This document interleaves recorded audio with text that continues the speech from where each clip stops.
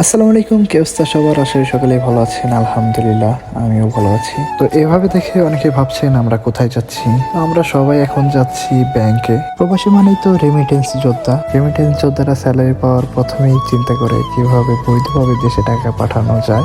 আর বৈধভাবে টাকা পাঠানোর সব থেকে ভালো রাস্তা হচ্ছে ব্যাংকের মাধ্যমে। তো চলেন, এখানে আর কথা না বাড়িয়ে আমরা এখন বের হই। তো বের হয়ে দেখি আমাদের গাড়ি নাই, গাড়ি এখন আসে নাই। তো গাড়ির জন্য অপেক্ষা করতেছি। তো এদিকে আমি ভাবসাব মারতেছি। তো সবাই দাঁড়িয়ে দাঁড়িয়ে গাড়ির জন্য অপেক্ষা করতেছি। তো এদিকে গাড়ির জন্য অপেক্ষা করতে করতে সোহান ভাই এসে বলতেছে গাড়ি এসে পড়েছে, একটা গাড়ি আসছে, তো এক গাড়িতে তোমরা যাও, পরের গাড়িতে আমরা আসতেছি। তো আমি দেরি না করে গাড়িতে উঠে বসলাম।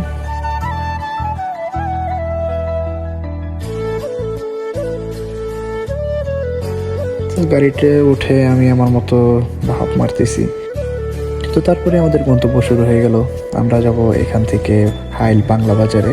তো সেখানে কাজ দুইটা। প্রথমত কাজ হচ্ছে প্রবাসী হিসেবে বাংলাদেশে রেমিটেন্স যোদ্ধা, একজন রেমিটেন্স যোদ্ধা আর কি কাজ, স্যালারি আসছে, তো স্যালারিটা পাঠাতে হবে। তো বাংলাদেশের অবস্থা বর্তমানে খুব একটা ভালো না। ৭১-এর যুদ্ধে না থাকতে পারলেও এই সময়ের এই যুদ্ধে মোকাবেলা করার জন্য রেমিটেন্স যোদ্ধা হিসেবে অংশগ্রহণ করেছি। তো সবাইকে সাজেস্ট করব ব্যাংকের মাধ্যমে টাকা পাঠান, তাতে আমাদের দেশ ভালো থাকবে। দেশ ভালো থাকলে দেশের মানুষজন ভালো থাকবে এবং তাদের সাথে সাথে আপনার আমার পরিবারের মানুষগুলোও ভালো থাকবে। তো আমরা বাংলা বাজারের দিকে এগিয়ে যাচ্ছি। তো যাওয়ার সময় আমি খেয়াল করলাম যে পাশে একটা স্টেডিয়াম, তো ক্রিকেট স্টেডিয়াম দেখে ভালো লাগলো। তো তারপরে আমরা প্রায় ব্যাংকের কাছাকাছি চলে আসলাম। ব্যাংক আর বাংলা বাজারটা হচ্ছে তো একই জায়গায়। তো আমরা প্রথমে সিদ্ধান্ত নিলাম ব্যাংকে যাবো, কেননা 4টার পরে ব্যাংক বন্ধ হয়ে যাবে। তো আমরা ব্যাংকে চলে গেলাম। তো ব্যাংকে যাওয়ার সময় আমি ভিডিও করতেছিলাম। তো ব্যাংকের ভিতরে যখন ভিডিও করতে করতে যাই, তো বিশাল একটা সমস্যা হয়ে যায়। আমাকে ডাক দিয়ে বলতেছে তুমি ভিডিও কেন করলা? তো ভিডিও করার জন্য আমি তোমাকে পুলিশের কাছে ধরিয়ে দেবো, ভিডিও ডিলিট করো, আর না হলে কিন্তু আমি এখনই পুলিশকে ফোন দেবো, পুলিশ এসে তোমাকে নিয়ে যাবে। তো আমি ভিডিও ডিলিট না করে আমি সাহসের সাথে বললাম যে ওকে সমস্যা নাই, আমি দেখ আমি প্রথম প্রথম আসছি, আমি জানি না। তো তারপরে বললো যে সমস্যা হয়, তো ভিডিও ডিলিট কর। তো আমরা তারপরে ব্যাংকে আর ভিডিও করতে পারি নাই। তো এটা হচ্ছে বাইরে বাংলা বাজার, সিটি ফ্লাওয়ার। তো এখান থেকে ঘুরতেছিলাম বাংলা বাজারে শপিং মল। তো যাইতে যাইতে ভাবলাম যে আজকে অনেক লেট হওয়াতে ভাবলাম তো খানা এখানে খাবো না, খাবার কিনে নিয়ে যাই। তো খাবার এখানে না খেয়ে খাবার কিনে নিয়ে যাব, তো সেটাই ভাবলাম। আসার পরে দেখলাম পেঁয়াজু, সিঙ্গারা, তো এগুলো আছে। তো পার পিস 1 রিয়াল করে। তো এই পেঁয়াজু এবং সিঙ্গারা পার পিস 1 রিয়াল।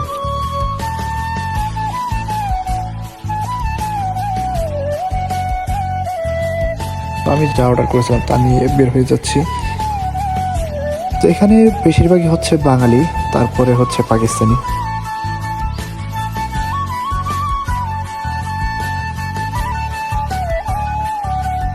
তো দেরি না করে আমি গাড়ির কাছে চলে আসছি এবং গাড়িতে উঠে বসলাম, কেননা তাড়াতাড়ি যেতে হবে, রাত্রে আবার ডিউটি আছে। আমি আরিফ, তোফায়েল ভাই এবং মেহেদি এবং আমাদের ড্রাইভার, আমরা সবাই চলে আসতেছি।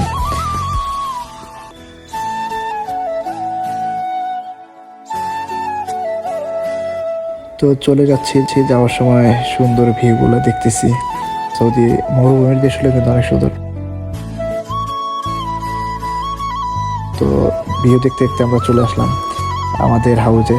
এটা আমার বাড়ি বলতে পারেন, এটাই আমাদের বাড়ি, ঘর বাড়ি। এখন সুখ দুঃখের ঠিকানা এটাই। তো এই হচ্ছে আমাদের হাউস।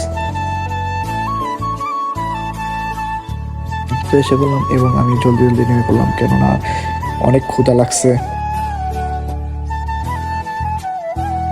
তো দেরি না করে আমি জলদি জলদি উপরে চলে আসলাম, ডাইনিং এ এসে বসলাম। আমি পার্সেল নিয়ে আসছি হচ্ছে, এটা হচ্ছে গরুর বট। গরুর বট খেলাম, তো অনেক টেস্টি সত্যি কথা বলতে। আর এটা হচ্ছে চিকেন, আমাদের দেশি মুরগি। তো অনেক টেস্টি এবং অনেক ভালো। তো আমি খাচ্ছি, ক্ষুধাও লাগছে অনেক। তো এখন আমি আর আপনাদের সাথে কথা বাড়াবো না, কেননা আমার অনেক ক্ষুধা লাগছে এবং আমার খেয়ে তাড়াতাড়ি ঘুমিয়ে যেতে হবে, কারণ রাত্রি ডিউটি। তো এখান থেকে বিদায় নিচ্ছি, তবে একেবারে চলে যাচ্ছি না। আবার আসবো নতুন কোনোভাবে, নতুন কোনো ভিডিও নিয়ে। ততক্ষণ আপনারা ভালো থাকুন, সুস্থ থাকুন। আল্লাহ হাফেজ।